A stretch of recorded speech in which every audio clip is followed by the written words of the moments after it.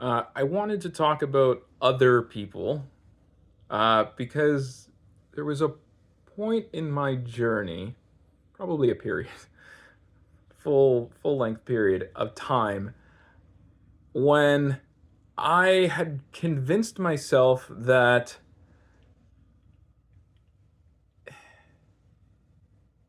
it was unbelievable to me that other people just didn't understand what I was going through. That it should have been so clear what my needs were, that it should have been abundantly apparent what I needed, emotionally, time wise, support wise. Like they should have just known. I was always there for people, and you know they should just be able to figure it out. And like most things in my journey, in my experience, it was all me, right? It was me in one way or another, just failing to communicate what I actually needed. And that was because I had convinced myself that I had gotten so good at knowing what other people needed. I had gotten so good at predicting what other people were going to need from me or need in their day, uh, that I was doing things before they asked. I think I've once heard this be called mind reading, not literal like, um, you know, psychic connection, but you get really, really good at recognizing people's patterns and habits, and you can start to predict what they're going to need. Most of us on a day to day basis tend to be creatures of habit. And because of that, when you have the perception and locked in identity of always being there for people, you can start, I did, I would start to be able to just know what people needed. And that really started to color and twist my own perception of how I thought people should behave towards me. I was working long hours. I was on essentially shift work. Um, I had a massive commute. I had household responsibilities. And to me, it was obvious that I was tired, that I needed help, that I wasn't getting enough time to myself, that I was really struggling. But that was all in here. That was all in me. Um, I was a bad communicator. I thought I had the perception that all of this stuff was so clear to the outside world, right? How could you not know that I've been at work for 15 hours? How is that not obvious? How could you not tell that I had to wake up at 1 in the morning? How could you not tell that it took me 90 minutes of traffic to get home? How are you not aware of these things? But when I had the opportunity to talk about these things, or there would be, the moments of time to ask for help, to be able to come to somebody and say, "Hey, I'm really tired. I'm actually exhausted and I want to take things slow this evening," or, "You know what? I actually just need to recover this weekend." I wouldn't do it. I wouldn't say anything. People would come and ask, and I'd be like, "Yeah, of course, of course." And in the beginning, maybe not the beginning isn't the right word, but there's this stage of people pleasing where you're not even really aware that your thoughts are starting to shift, um, towards more negative beliefs towards other people. You start to view them more as I don't want to say antagonistic towards you, but almost like they lack a compassion towards you that you have for them. And like a lot of this, it's not about them. It's never about them. I shouldn't say never, but for fixing, you know, what you're experiencing, it really is about you. And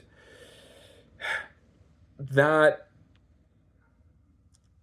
change, that shift into viewing people as lacking compassion towards you,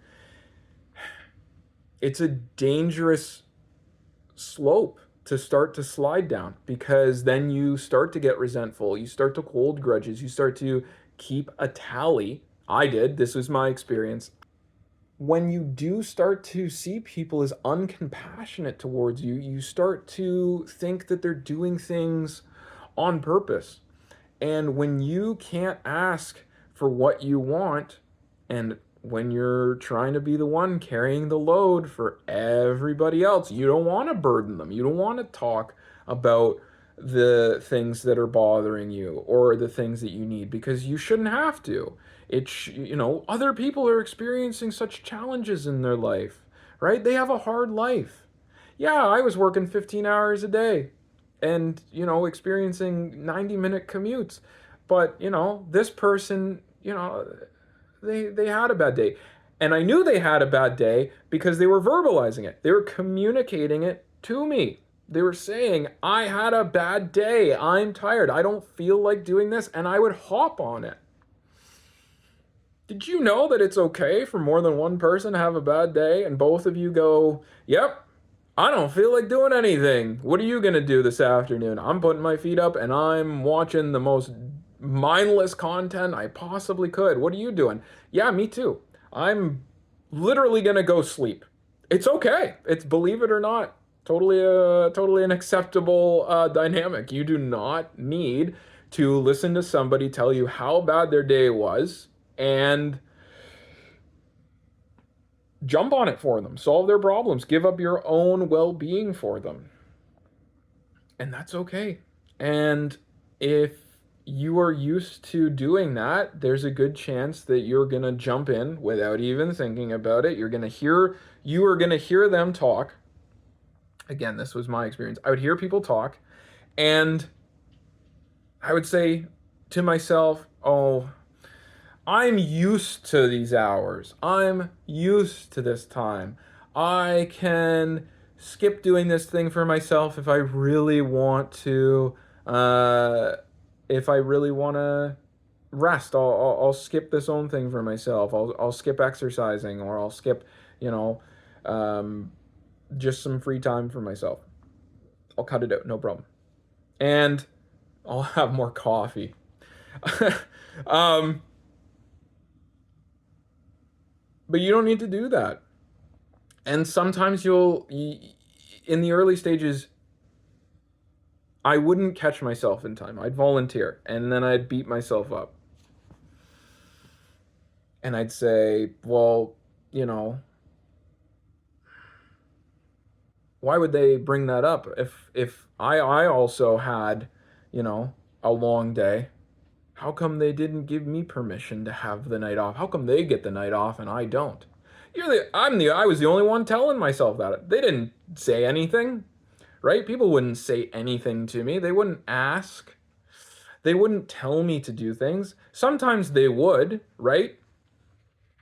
People will ask you to do things for them if, believe it or not, you have established a habit of doing things for people, especially if it's a routine thing. If people are used to you constantly performing an action, an errand, or some form of alleviating their stress in one way or another, right? Whether it's always doing the dishes, whether it's always doing the laundry, whether it's always whatever it is, doesn't matter. There's a million things you could do for somebody, but if you've established a routine of doing it for them, they will expect you to do it, and not because they're taking advantage of you or manipulating you. That was what I would tell myself. They're taking advantage of me. They should understand me.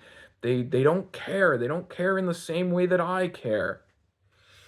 No, you haven't told them anything. They're telling you something. They're communicating it to you. They might sound in your mind, you might be like, Dave, oh, geez, I've had a long day, and this is what they're complaining about? Yeah, because we're all allowed to vocalize when we're at our end. We just are. You're allowed to say, dude, I'm tired. I'm tapping out now. No, I don't have the mental capacity for this. Emotionally, I'm drained. You have a bad conversation with somebody, or you get bad news, or you read something, or something sets you off and you're miserable, or you need a minute, you're allowed to tell people to take the minute. I didn't.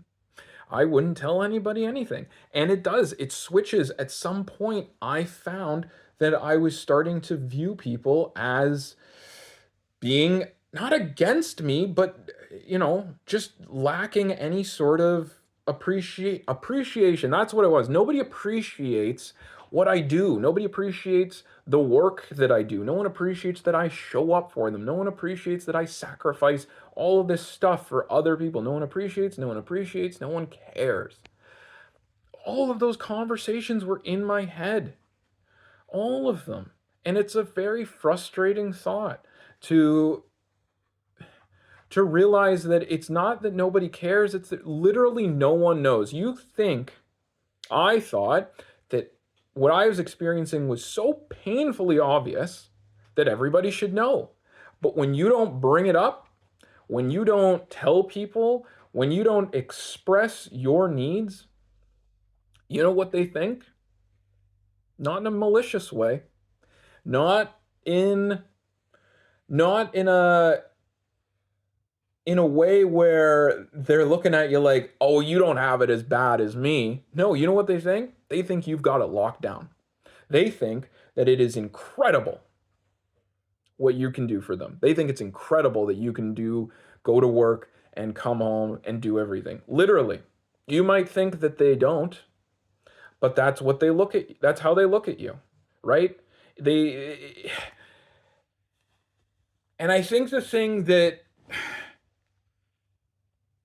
got to me was, even though they might see me that way, they were never telling me those things, right? People, coworkers, family, friends, they were never verbalizing it. But it was like this silent appreciation and understanding of who you were, because that was the impression you were giving. That's the impression that I gave off, that I had everything under control. I didn't. Inside, I was miserable, I was resentful, I was angry, I was in constant chaos.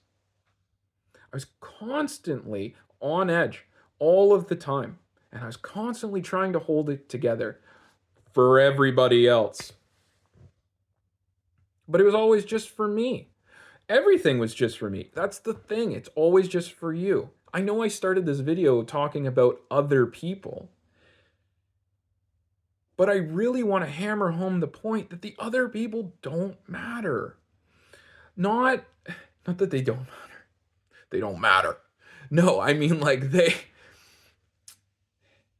they're never going to change in any way that you expect them to in here. Their behavior, the things that they tell you, the way that they communicate their needs. We think that all of those things are a reflection of their lack of understanding of what we're going through. But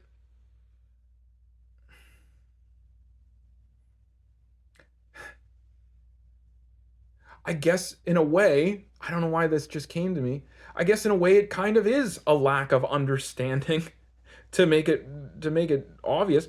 It's a lack of understanding of what you're going through because you are failing to communicate what you are going through. And I know that for me, I told myself that I was communicating. I would express my needs, but I never was. And anytime that I might have had a semblance of communicating, it was not constructive. I'd lose my temper, especially as the resentment and the grudges started to build, and the sort of scoreboard, the tallying of I'm doing this, how come no one notices? You'd lose your temper. You would I would shut down. I wouldn't communicate anything really, right? I'd go numb to things. And it was miserable. It was a miserable existence. And not once did I sit down and establish that no, I'm genuinely tired. I can't do this. I need to take a break, even if that's literally just sitting and doing nothing for 16 hours and going to bed. I don't need to run around and do things for people. No, I'd do the things for people and I'd be muttering under my breath, oh, they don't understand me. No one cares. How come they don't care? I didn't care about myself. That's the truth of it. I didn't care about myself in the way that I needed to. And when you start to realize, or when I started to realize, that I needed to be the one to care about myself and to take the time and to be honest with myself. Once I was able to be honest with myself that I cannot keep doing this. I was able to communicate that to other people. And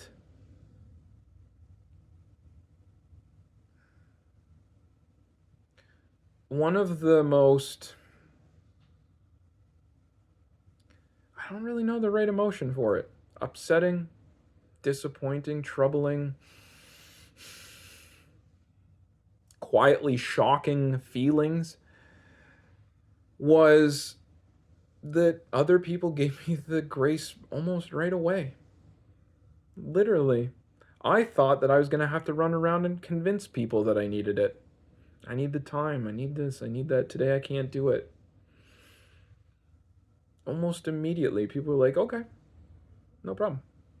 Because that's how they communicate. I can't do that today. Yeah, okay. Yeah, I can give that a shot, but maybe next week. Oh, okay. I thought that I had this idea, this concept that I was going to have to run around and justify all of it. Look, I've reached the end of my rope. I'm losing my mind here. I'm in total chaos. And if you don't mind, I'd like to come up with a 30 to 60-day plan with you of slowly easing out of the responsibility that I've taken on. The responsibility that I've taken on in my own mind that you may or may not be aware of. They literally were just like, oh, yeah, okay, no problem. And it kind of sucked, I'll be honest. I know this sounds silly to finally get what you want, but when you realize that, like, man, it could have come so much faster. I didn't need to build up anything. I didn't need to hold on for stuff. I could have asked for stuff so much earlier. I could have established all of these things.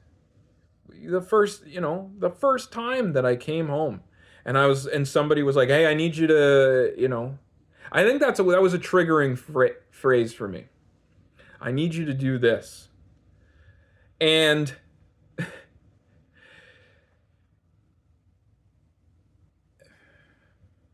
the I need you to do something for me,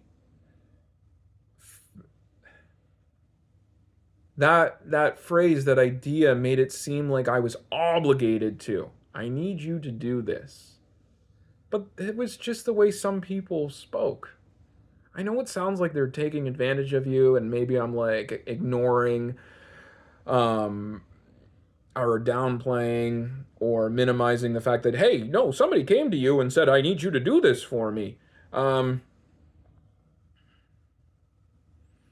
was just because I had established my role in their life as somebody who would do stuff. And then eventually people, when they speak, sometimes use shorthand. Sometimes they're very blunt. I need this. I need this. Hey, guy who always does exactly what I need him to do without even asking sometimes. I need you to do this for me. Instead of, hey, if you're free or if you have time, which is a normal way to ask for help. But when you do create this persona around yourself of always being around, eventually And we all do it. There's going to be things that you say in your life that you probably shouldn't, right? Because you just kind of get used to speaking a certain way. You kind of shorthand stuff. You just ask for things in certain ways. But that phrase of "I need you to do something," it was almost like a bell being rung. I was like, "Okay, I'll do it. Yeah, no problem." But once I realized that I could be like, "Oh, I can't actually," or "Oh, I don't have the time to do that right now," or well, I'm not going to be able to do that with you or for you. And people were just like, "Oh, okay, that's all right." Let them be disappointed. They might have had an expectation that you were going to jump in and do something for them.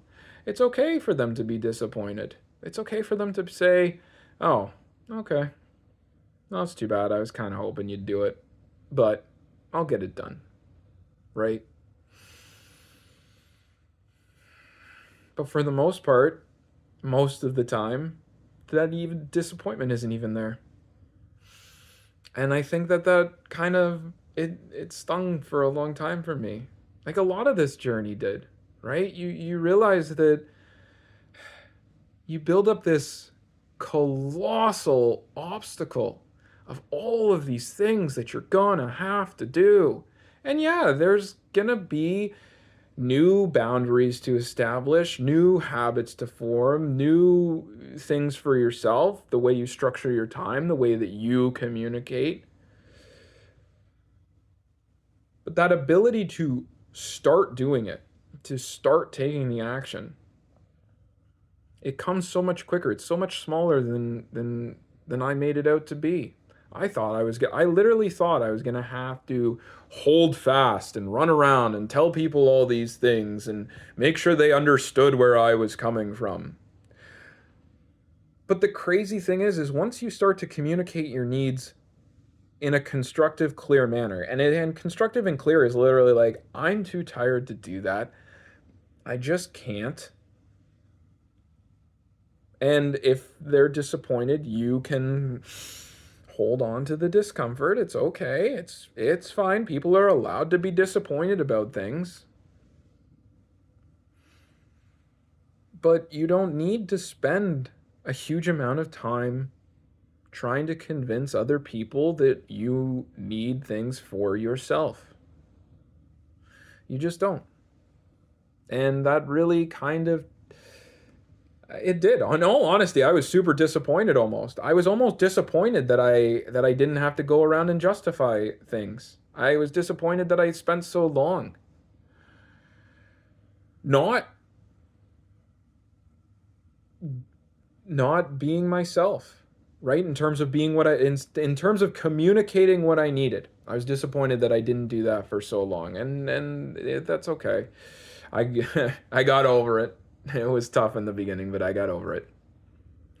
Because the feeling on the other side is so much better, right? There is a transition period where you're establishing all these things and you start to feel guilty or disappointed that you didn't do it earlier for yourself. But that's all right. Just let that stuff kind of come up. It's totally normal. It is, and don't hold it against yourself.